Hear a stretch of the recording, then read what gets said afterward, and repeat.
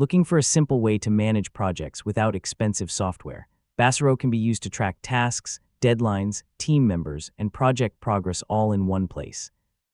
In this guide, I'll show you how to use Baserow for project management in 2026. First, log into Baserow and create a new database dedicated to your project.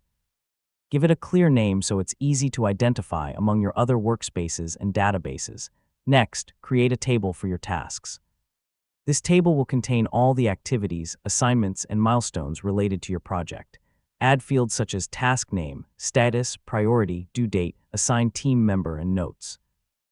These fields will help you organize and track work more effectively. Start adding tasks into your table. Each row should represent a single task or project activity.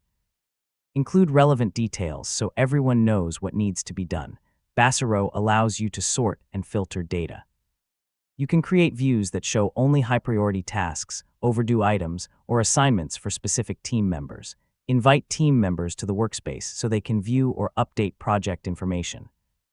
This keeps everyone working from the same source of truth. Update task statuses as work progresses. Regularly reviewing your database helps ensure deadlines are met and project goals stay on track.